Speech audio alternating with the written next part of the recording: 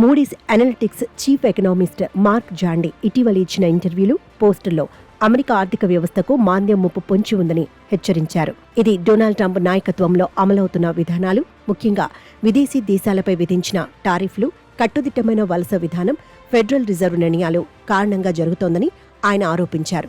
ఇటీవలి ఆర్థిక డేటా అయిన ఉదాహరణకు ఉద్యోగాల సంఖ్యలో తగ్గుదల, ఉత్పత్తి రంగంలో మందగమనం వంటివి ఈ ఆందోళనలకు ఆధారమవుతున్నాయి.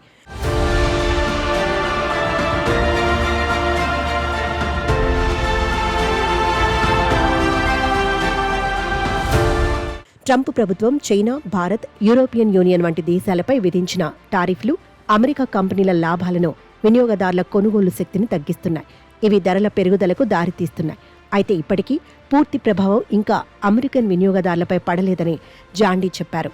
ఉదాహరణకు 2025 చివరి నుంచి 2026 మొదటి వరకు ఈ ప్రభావాలు గరిష్టంలో ఉంటాయని అంచనా. ఇది ఆర్థిక వృద్ధిని 1 నుండి 2% వరకు తగ్గించవచ్చు.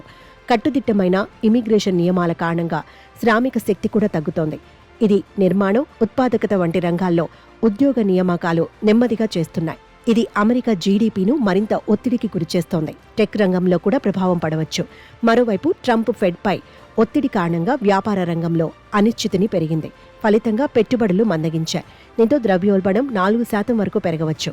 ఫెడ్ రేట్ కట్స్ సహాయపడతాయి, కానీ మాంద్యాన్ని పూర్తిగా ఆపలేవని జాండీ అభిప్రాయపడ్డారు.